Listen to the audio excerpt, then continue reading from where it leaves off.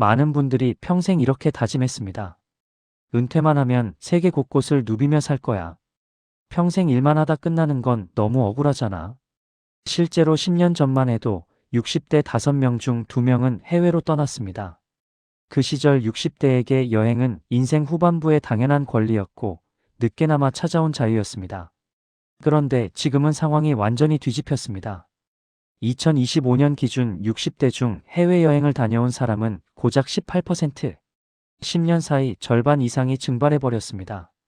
이건 단순히 취향이 바뀐 게 아닙니다. 귀찮아진 것도 게을러진 것도 아닙니다. 60대는 지금 체력과 돈, 그리고 안전이라는 세 가지 요소를 동시에 저울질하며 누구보다 냉정한 계산을 하고 있습니다. 그리고 몇 년 전부터 디지털 장벽이라는 것도 여행을 결정하는 중요한 요인이 되고 있습니다. 예전에는 가이드 깃발만 따라가면 됐지만 지금의 해외여행은 스마트폰 없이는 한 발짝도 움직이기 힘든 세상이 됐습니다. 비행기 체크인부터 식당 예약, 길 찾기, 심지어 메뉴판 주문까지 키오스크와 QR코드가 점령했고 낯선 땅에서 말이 안 통하는 것보다 기계 앞에서 작아지는 내 모습이 더 큰 스트레스로 다가옵니다. 남들에게 물어물어 가던 낭만은 사라지고 공부하지 않으면 민폐가 되는 여행이 된 것입니다. 오늘 이 영상에서는 왜 여행을 그토록 기다리던 60대가 조용히 발걸음을 멈췄는지 그 이면에 숨겨진 5가지 진실을 하나씩 풀어보려 합니다. 이건 여행을 포기한 사람들을 위한 변명이 아닙니다. 지금 이 선택이 왜 틀리지 않았는지 확인하는 시간입니다. 끝까지 함께 해주시길 바랍니다. 숫자 앞에서는 아무도 거짓말할 수 없습니다. 숫자는 감정도 해석도 필요 없습니다. 그저 현실을 있는 그대로 보여줄 뿐입니다. 2015년 60대의 해외여행 참여율은 약 40%였습니다. 두 사람 중 한 명꼴이었죠. 그때 60대는 이제야 내 인생을 산다는 말을 스스럼없이 했습니다.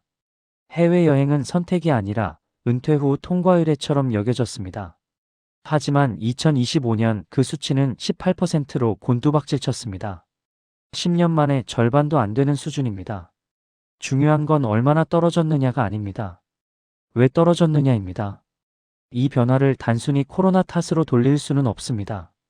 여행이 귀찮아진 것도 경제가 어려워진 것만으로도 설명되지 않습니다.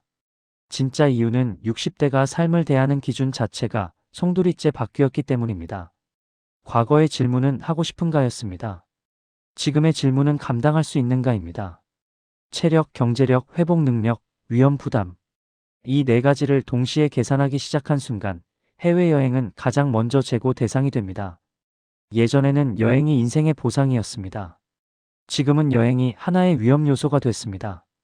그래서 많은 60대는 이렇게 말합니다. 가고 싶지 않은 게 아니야. 지금은 안 가는 게 맞아. 이 한 문장이 오늘날 60대의 변화를 가장 정확하게 설명합니다. 다음에서는 이 통계 뒤에 감춰진 첫 번째 진실.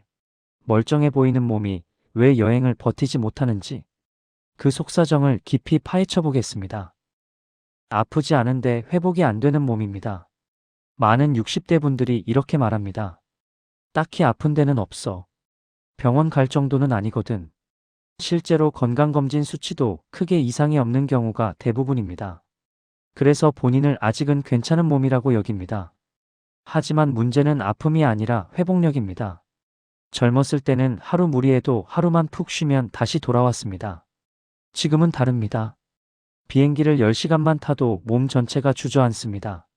시차 적응에 실패하면 여행 일정의 절반이 그냥 날아갑니다. 무릎, 허리, 소화기관, 수면 패턴. 한 곳이 아니라 여러 곳이 동시다발적으로 흔들립니다. 더 큰 문제는 이 불편함이 여행 중에는 절대 해결되지 않는다는 점입니다. 조금만 쉬면 괜찮아지겠지라는 기대가 통하지 않습니다. 하루 이틀이 지나도 컨디션은 돌아오지 않고 그 사이 예정된 일정은 계속 쌓여만 갑니다. 그렇게 어느 순간부터 즐거워야 할 여행이 견뎌내야 할 시간으로 바뀝니다. 60대의 몸은 쉽게 망가지는 몸이 아닙니다. 하지만 한번 무너지면 원래 상태로 돌아오는데 훨씬 더 긴 시간이 필요합니다. 이걸 한 번이라도 경험한 사람은 다음 여행을 이렇게 생각합니다. 다음에 가자가 아니라 굳이 또 가야 할까? 이건 여행을 포기한 게 아닙니다. 몸이 보내는 신호를 처음으로 진지하게 받아들인 겁니다. 다음에서는 두 번째 진실, 여행은 끝나도 비용은 끝나지 않는다는 냉혹한 현실을 차분히 들여다보겠습니다. 여행은 끝나지만 돈은 계속 빠져나갑니다. 젊을 때의 여행은 돈을 쓰는 일이었습니다. 지금 60대의 여행은 돈의 흐름을 끊는 일입니다. 이 차이가 엄청나게 큽니다. 과거에는 다녀와서 다시 벌면 되지라는 계산이 가능했습니다. 지금은 불가능합니다. 60대 이후의 돈은 다시 채워지는 돈이 아니기 때문입니다. 항공권만 봐도 그렇습니다. 예전에는 부담스럽지만 감당 가능한 수준이었습니다. 지금은 이 돈이 꼭 여행이어야 할까? 라는 질문이 먼저 튀어나옵니다. 거기에 숙박비, 식비, 이동비, 보험료까지 더해집니다. 문제는 여기서 끝이 아닙니다.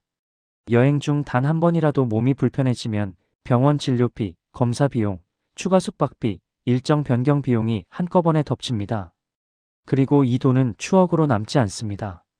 불안으로 남습니다.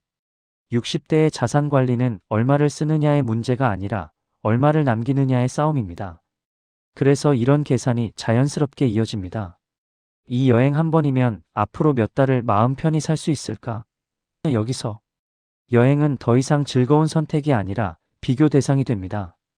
병원비, 관리비, 비상금, 예측 불가능한 상황에 대비한 여유 자금. 이것들과 비교했을 때 여행은 가장 먼저 빠지는 항목이 됩니다. 그래서 60대는 여행을 안 가는 게 아니라 우선순위를 정확히 재조정한 겁니다. 다음에서는 세 번째 진실, 해외에서 벌어질 수 있는 보이지 않는 사고 위험에 대해 깊이 이야기해 보겠습니다. 해외에서의 사고는 감당할 수 없는 공포가 됩니다. 젊었을 때는 여행 중에 문제가 생겨도 이렇게 생각했습니다. 어떻게든 되겠지. 길을 잃어도 몸이 조금 불편해도 말이 안 통해도 웃으면서 넘길 수 있었습니다. 하지만 60대 이후에는 상황이 완전히 다릅니다.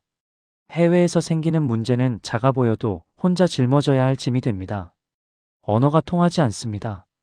의료 시스템이 다릅니다. 보험 처리가 복잡합니다. 보호자가 곁에 없습니다.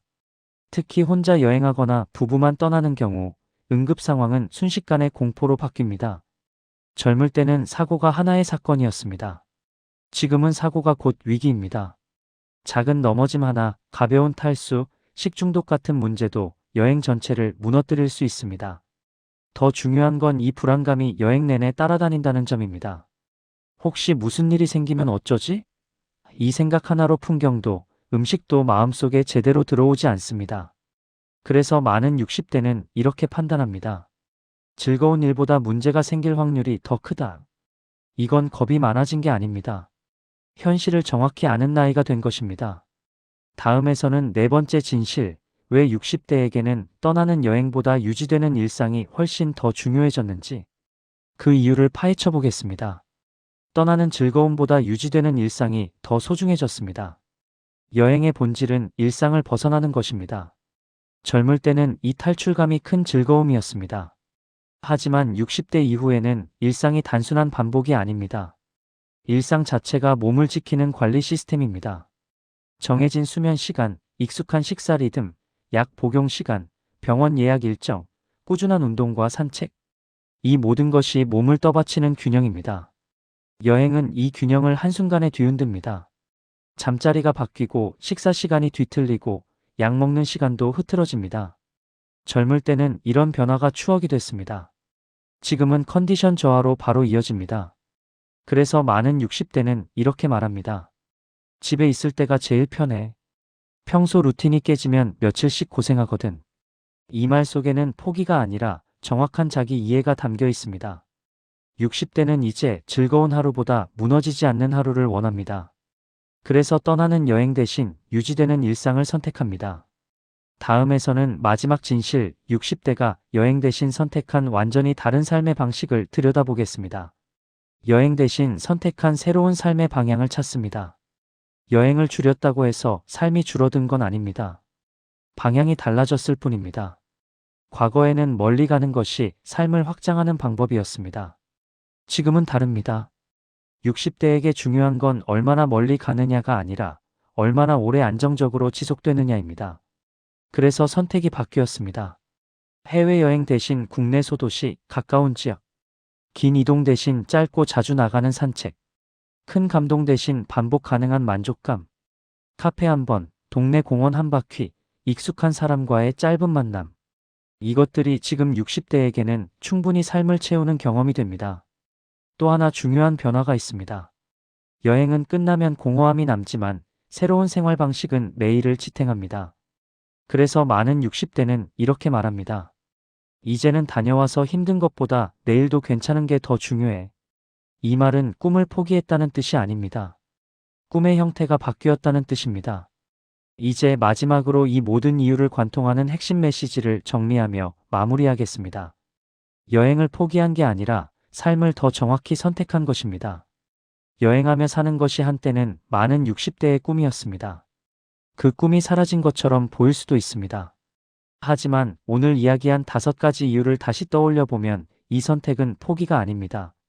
몸이 보내는 신호를 무시하지 않게 됐고, 돈을 쓰는 즐거움보다 지키는 안정이 중요해졌고, 사고가 났을 때의 현실을 냉정하게 계산하게 됐고, 일상이 곧 건강이라는 사실을 알게 됐고, 여행 대신 유지 가능한 삶의 방식을 찾게 됐습니다. 이건 늙어서 생긴 변화가 아니라 삶을 오래 살아본 사람만이 할 수 있는 판단입니다. 멀리 가지 않아도 하루가 편안하면 그 하루는 충분히 값집니다. 여행을 안 가서 인생이 줄어든 게 아니라 불필요한 위험을 덜어낸 겁니다.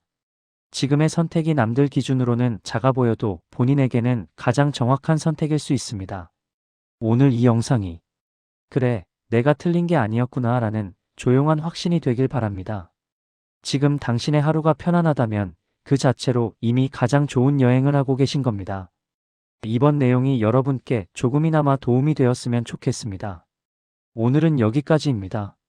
감사합니다.